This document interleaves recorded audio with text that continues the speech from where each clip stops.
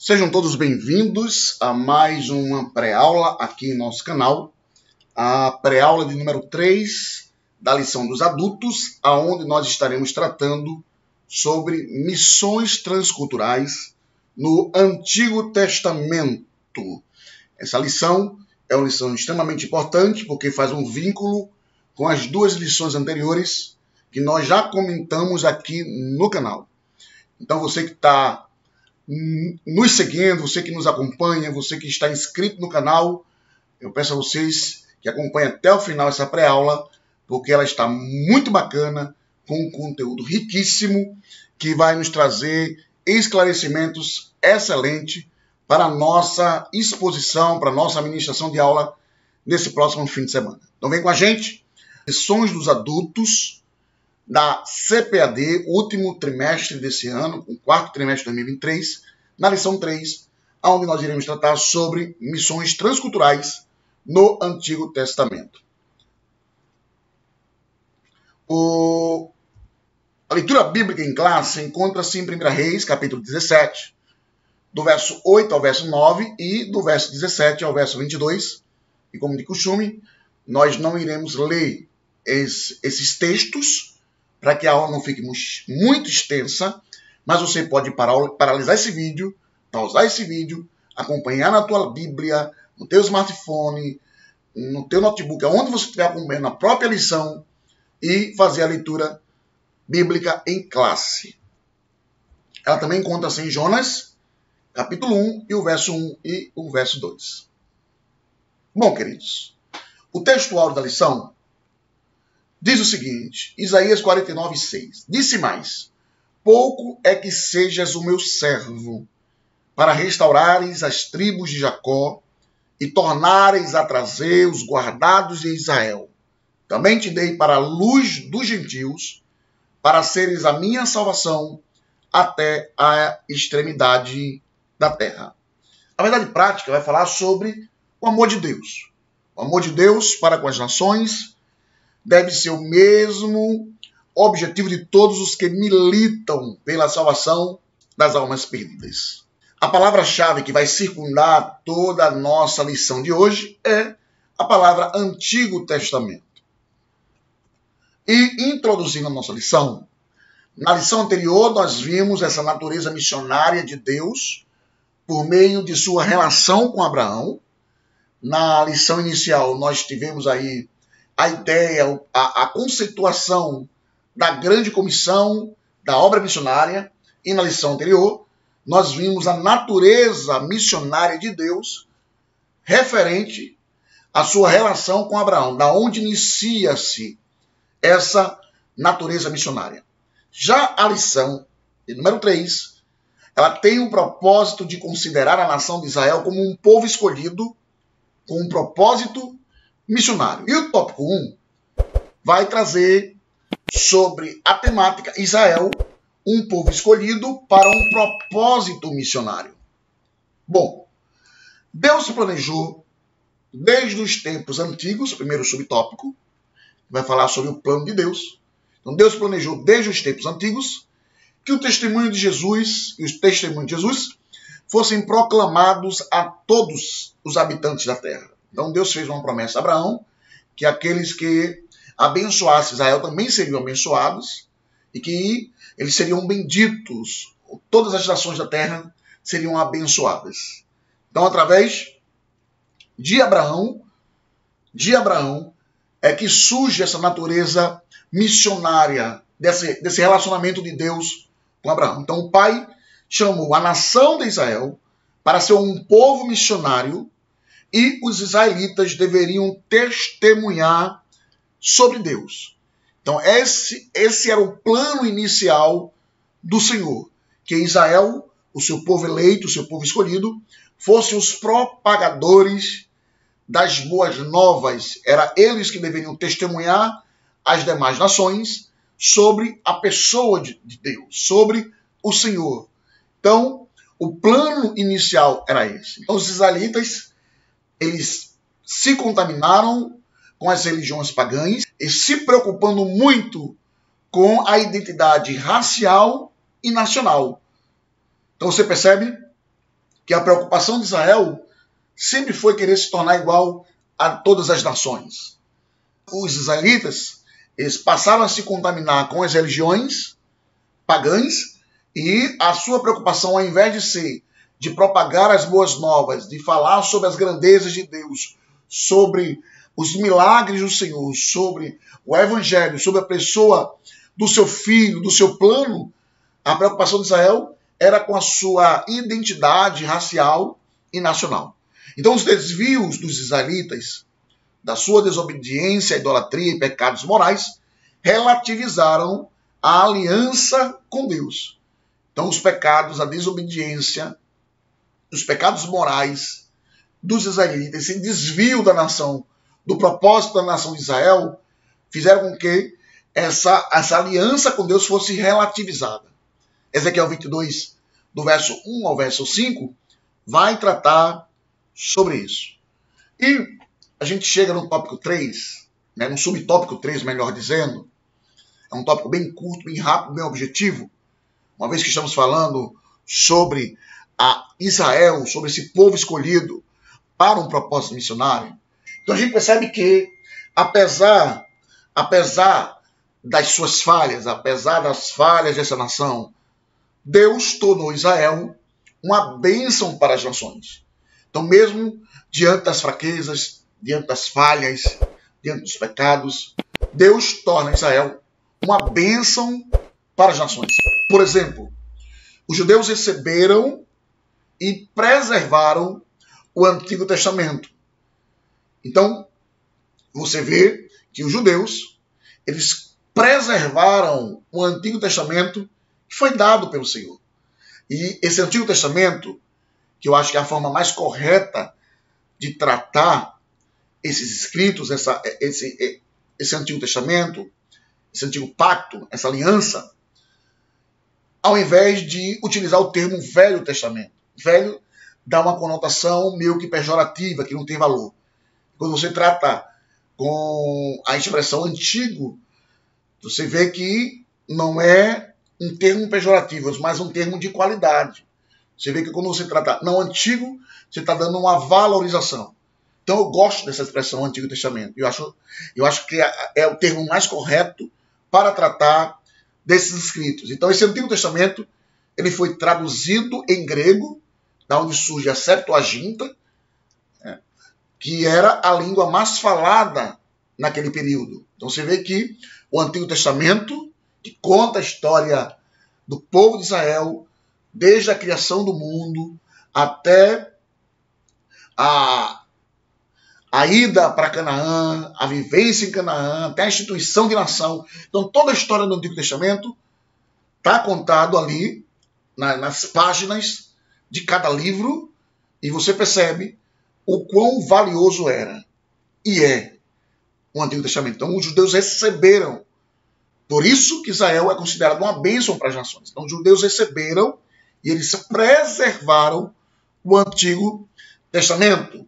Os escribas judeus mantiveram viva a ideia de que um dia os povos e as nações ouviriam a palavra de Deus e responderiam a ela. Nesse sentido, Jesus Cristo, que é a palavra, que é o verbo encarnado, que é a palavra encarnada, veio de Israel como Salvador do mundo. E a gente vê isso aqui justamente em João, capítulo 1, diz: no princípio era o verbo, eu era a palavra, e o verbo estava com Deus, e o verbo era Deus. Ele estava no princípio com Deus, e todas as coisas foram feitas por ele, e sem ele, nada do que foi feito se fez. Quando a gente vai para Gênesis, capítulo 1, e os versos iniciais: no princípio criou Deus os céus e a terra era sem forma e vazia, e havia trevas sobre a face do abismo, e o Espírito de Deus se movia sobre a face das águas. E disse Deus: haja luz, e houve luz. Então você vê já a presença da palavra, da Trindade, da palavra lá no início da criação, e disse Deus, Deus falou, é a palavra em ação, haja luz e houve luz. E João faz essa ligação, que ele era a palavra, ele era o verbo, e o verbo estava com Deus, e o verbo era Deus. Só que João 4,42 vai dizer o seguinte: e dizia a mulher, já não é pelo que tenho dito, ou já não é pelo teu dito que nós cremos, porque nós mesmos o temos ouvido e sabemos que este é verdadeiramente o Cristo, o Salvador do mundo. Então, a palavra encarnada veio de Israel como o Salvador do mundo.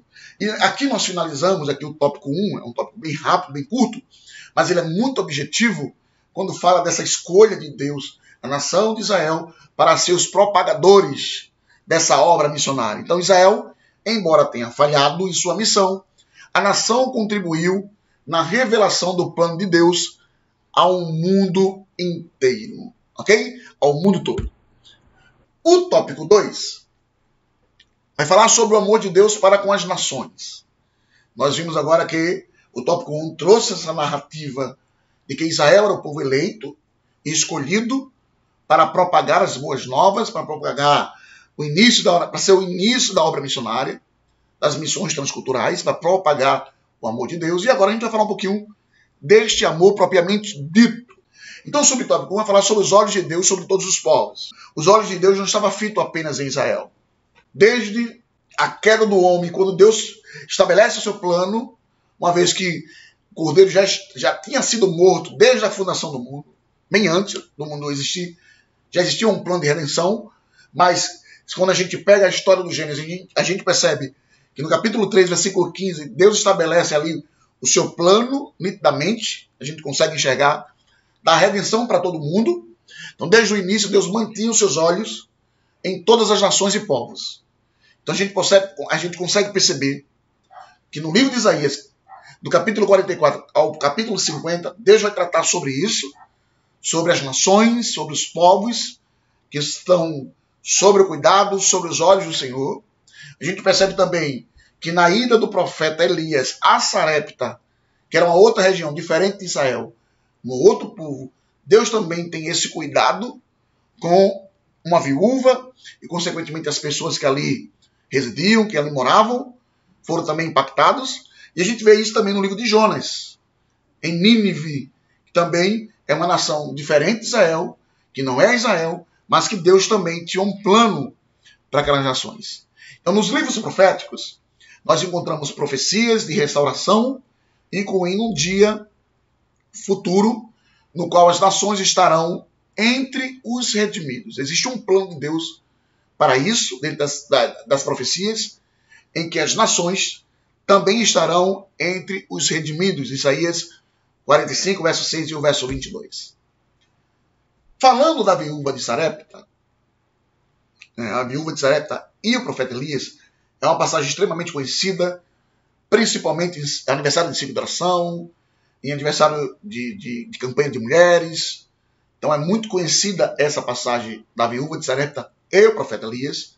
E a gente percebe que, quando Elias profetizou a grande seca que haveria em Israel, Deus o enviou à cidade de Sarepta, a casa de uma viúva pobre, onde ocorreu, nesse envio, nessa visita, o quê? A multiplicação da farinha e do azeite, um episódio que nós conhecemos muito bem, e a ressurreição do filho da viúva. E a viúva fala depois desses fatos: nisto conheço que agora tu és homem de Deus e que a palavra do Senhor na tua boca é verdade. Então, dessa forma, Deus se tornou conhecido de uma estrangeira, através dos milagres, através da ação de Deus, do cuidado de Deus, do zelo de Deus com essa família. Essa família tornou conhecido o nome do Senhor. Deus se tornou conhecido a essa estrangeira. Também vimos isso em Jonas. Além das nações, além desse exemplo dessa viúva de Sarepta, Nínive também é uma cidade que foi impactada. Então a missão de Jonas em Nínive, a gente percebe que Jonas foi um dos poucos missionários bíblicos para os estrangeiros. Então a gente vê as ações dos profetas para a nação de Israel, que embora eles profetizassem para atingir as nações, que as profecias abarcariam outras nações, mas a gente percebe que apenas Jonas foi um dos poucos missionários bíblicos para os estrangeiros. Então não é por acaso que o tema do seu livro é a misericórdia de Deus para com todos os homens. Que Jonas, de fato, cumpre esse papel missionário de pregar, de levar a mensagem para as pessoas estrangeiras. Então Nínive era a capital da Síria, uma nação perversa, cruel e imoral. Nem todo mundo queria ir para Nínive. As pessoas tinham medo de Nínive. Então os missionários não queriam, os homens não queriam. Diz alguns comentaristas que no porto de Nínive, na região praiana de Nínive, existiam estacas com cabeças de pessoas que eram dos inimigos dos ninivitas. Para você ver a forma de cruel como essa nação tratava os seus inimigos, seus opositores. E isso fez com que Jonas não quisesse ir para Nínive, indo para Tarse. Então, era uma nação cruel, era uma nação imoral, mas Deus estava com os olhos fitos em Nínive. Então, mesmo não tendo um conhecimento de como Israel deveria abençoar as nações, Jonas recebe a ordem de ir para Nínive advertir o povo sobre o juízo divino. Então, Jonas é direcionado por Deus para Nínive para exortar, para advertir o povo sobre a sentença, sobre o juízo divino. Mesmo ele não querendo, mas ele vai por determinação do Senhor. Então você percebe que Jonas cumpre esse papel missionário de pregar o evangelho, de levar a palavra do Senhor a uma nação desconhecida ou estrangeira, melhor dizendo. E sintetizando o tópico 2, por meio do relato da viúva de Sarepta e de Jonas em Nínive, nós podemos testemunhar o amor de Deus pelas nações do Antigo Testamento. Então você vê o cuidado, o amor de Deus, o zelo de Deus com outras nações, com as nações que não eram Israel, que não eram de sua propriedade peculiar ou exclusiva. Você vê que através da nação de Israel, o amor de Deus é propagado a outras nações, assim como a misericórdia. Amém, queridos? Então nós já estamos seguindo para o último tópico, que é o tópico 3, que vai tratar sobre essas alianças entre Deus e a humanidade no Antigo Testamento. O tópico 3, o último tópico dessa lição, vai tratar sobre a aliança entre Deus e a humanidade no Antigo Testamento. Com a queda do homem, toda a criação ficou sujeita ao pecado. Gênesis 3, 1 e 6 e Romanos 8 e 20 vai falar sobre isso, vai abordar sobre isso, e nós já abordamos essa temática mais especificamente em aulas passadas. Então Deus providenciou meios para redimir a humanidade e restaurar a comunhão perdida. Através do pecado do homem, toda a criação ficou sujeita ao pecado. Só que Deus providenciou meios para redimir a humanidade, restaurar essa comunhão. Porque o pecado faz essa separação. Cria-se um muro, uma separação entre Deus e o ser humano. 1 de Pedro vai deixar muito claro sobre isso, sobre essa providência de Deus. Mas com o precioso sangue de Cristo, como de um cordeiro imaculado e incontaminado, o qual, na verdade, em outro tempo foi conhecido, ainda antes da fundação do mundo, mas manifestado nesses últimos tempos por amor de vós. E por ele, credes em Deus, que o ressuscitou dentre os mortos, e lhe deu glória, para que a vossa fé e esperança estivessem em Deus. Então Deus já havia providenciado a morte de um cordeiro para redimir a humanidade. Então tudo está sob o controle do Senhor. Mas o homem se tornou sujeito ao pecado, uma vez que desobedeceu a ordem divina. Então Deus estabeleceu algumas alianças com o homem a fim de tornar conhecida a sua glória entre as nações e receber dela a legítima adoração. Existem na Bíblia inúmeras alianças, algumas alianças denominadas condicionais e outras alianças que foram denominadas incondicionais entre Deus e a humanidade. Condicional é através de uma condição. Incondicional, já está falando logo, uma aliança incondicional, independente da ação humana. A aliança que Deus fez incondicionalmente, ela vai se cumprir à risca, porque Deus ele é fiel com a sua palavra. Aliança incondicional e condicional. Vamos tratar sobre esse tópico agora.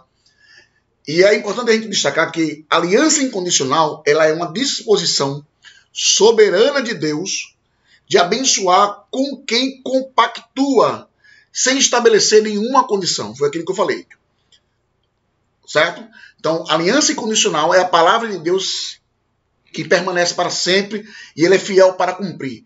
Não depende de condição nenhuma humana, porque Deus é fiel para cumprir a sua palavra. É uma disposição soberana de Deus de abençoar com quem ele compactua, sem estabelecer nenhuma condição.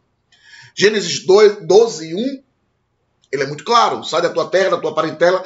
Deus não deu condição a Abraão. Não fez nenhuma condição a Abraão. Deus apenas quis abençoar Abraão de uma maneira incondicional. E ele é muito claro. Eu abençoarei quem te abençoar e vou amaldiçoar quem te amaldiçoar. E em ti serão benditas todas as nações da terra. E eu vou te abençoar, vou multiplicar o teu nome. Então foi uma aliança incondicional que Deus fez com Abraão. Já na aliança condicional, Deus promete bênçãos especiais aos indivíduos, desde que este cumpra perfeitamente certas condições, bem como executa punições precisas em caso de não cumprimento. Deuteronômio é um exemplo disso. Né? Você pega Deuteronômio 28, é um livro que vai falar sobre bênção, mas a maioria do seu capítulo vai falar sobre maldição, sobre punição, quando você pega o capítulo 28. Então, vai falar sobre a bênção dos obedientes, mas as maldições ao desobediente é muito maior do que a quantidade de bênçãos que ali está escrito. Porque vai falar sobre uma aliança condicional. Um exemplo que ele falou com Asa, né? Se tu estiveres comigo, eu vou estar com você. Se você fizer o que me agrada, eu vou estar junto com você. Mas se tu me abandonar, eu também vou te abandonar. Então você vê uma certa condição. Então assim, por meio de suas alianças, Deus firmou um compromisso com o rei Davi de alcance mundial, que resultou no advento do Senhor Jesus como Salvador do mundo, como um Salvador enviado por Deus ao mundo. Você vê que essa aliança, esse compromisso que Deus fez com o seu servo Davi, com o rei Davi, foi de um alcance mundial. E essa promessa, essa aliança, contemplaria Jesus como o Salvador de todo mundo. Então está aqui, mas vindo à plenitude dos tempos, Deus enviou seu Filho, nascido de mulher, nascido sobre a lei, para remir os que estavam debaixo da lei, a fim de recebermos a adoção de filhos.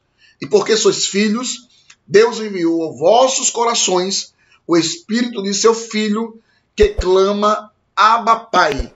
Assim que já não é mais servo, mas filho, e se és filho, és também herdeiro de Deus por Cristo. Então, através de Davi, Deus firma esse compromisso de alcance mundial, mandando aí seu Filho como Salvador do mundo. E a gente finaliza esse último tópico dizendo o seguinte, que existem alianças condicionais e incondicionais na Bíblia, que tornam conhecida a glória de Deus entre as nações. E concluindo esta lição de hoje, uma lição bem prática, bem objetiva, bem rápida, nós concluímos que nós vimos que o plano de Deus abrange toda a humanidade. Então, os planos de Deus não é para uma nação específica, e sim para todos os homens, para toda a humanidade. E quando eu falo homem, eu falo homem e mulher, tá? A pessoa, o humano, o ser humano. Então, vimos que o plano de Deus abrange toda a humanidade. Nós concluímos também que o alvo de Deus é revelar sua glória a todos os povos, não é apenas a Israel. Não é apenas o Egito ali, quando teve o período de escravidão em que Deus de fato mostrou a sua glória, o seu poder aos egípcios, mas sim a todos os povos Deus quer revelar a sua glória. Nós concluímos também que por diversas vezes Israel foi advertido pelos profetas para não guardar a mensagem de salvação somente para si, mas para proclamar entre as nações a sua glória entre todos os povos as suas maravilhas. Então, Israel foi advertido pelos profetas para não guardar a mensagem só para si. Para não guardar apenas a mensagem de salvação para si, mas proclamar entre as nações a glória do Senhor e entre os povos as suas maravilhas. E nós concluímos também que essa é uma raiz muito importante no Antigo Testamento para entender as missões no Novo Testamento, que é tema da próxima lição. Então, para a gente revisar o conteúdo aqui, para a gente trazer lembrança, para a gente fixar na nossa mente, algumas perguntinhas aqui que nós queremos fazer para interagir com você que está nos seguindo, para você que acompanha aqui as nossas pré-aulas. E a primeira pergunta dessa revisão é para quê? Ou para que Deus chamou o povo de Israel? Vamos lá? O Pai chamou a nação de Israel para ser um povo missionário. Dessa forma, os israelitas deveriam ser servos e testemunhas de Deus. Espero que você tenha acertado. Segundo, em que Deus tornou Israel diante de outras nações? Em que Deus tornou Israel diante de outras nações? Vamos lá?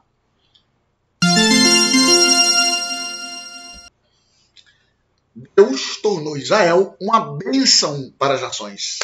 Que bom, espero que você tenha acertado. Vamos agora para a terceira pergunta, aqui nesse nosso revisão do conteúdo. Quais os dois exemplos bíblicos, de acordo com a lição, que mostram Deus interessado em pessoas e nações estrangeiras? Olha aí, que aí é fácil, tá? São personagens que a gente falou aqui, que é muito pregado nas igrejas. Então, quais são esses dois exemplos bíblicos que mostram Deus interessado em pessoas e nações estrangeiras? Vamos lá? Muito bem. Você falou aí o relato da viúva de Sarepta e Jonas em Nínive. Você acertou. É isso aí. Bom, quarta e última pergunta, né? O que são alianças incondicionais e condicional? Essa tá fácil. Tá bem fresquinha aqui na mente, né? Vamos lá? Aliança incondicional é a disposição soberana de Deus em estabelecer um contrato incondicional ou declarativa e irrestrita pela sua própria iniciativa. Já a aliança condicional é um contrato condicional e mútuo com o ser humano. E aí, acertou? Talvez as palavras tenham sido diferentes do que você pensou, mas eu creio que você acertou. E é isso aí, vamos lá, vamos juntos. A última perguntinha agora, para a gente concluir se revisando. O que Deus estabeleceu com o homem e que foi o propósito disso? Rapaz, eu acredito que você vai acertar. Vamos lá? Muito bem, se você acertou. Por meio de suas alianças, Deus firmou um compromisso com o rei Davi de alcance mundial que resultou no advento do Senhor Jesus como Salvador do mundo. Bom, gente, então é isso aqui. A gente fica por aqui. Eu aguardo você na próxima lição. Nós tivemos pequenos contratempos durante essa semana, por isso que essa pré-aula saiu um pouquinho tarde. Mas eu agradeço a você que está aí nos assistindo, nos acompanhando. Muito obrigado pela tua audiência. Deus te abençoe muito, muito obrigado. Continua com a gente, comenta, curte, compartilha para todos os grupos, para todas as pessoas aí, para os professores, para as escolas dominicais. Mais esse conteúdo. Você que acompanha aí como um podcast, você que baixa os slides. Deus abençoe, muito obrigado, valeu. E até a próxima, se Deus assim quiser. Deus abençoe. Com a família pra EBD. Vem com a família pra EBD.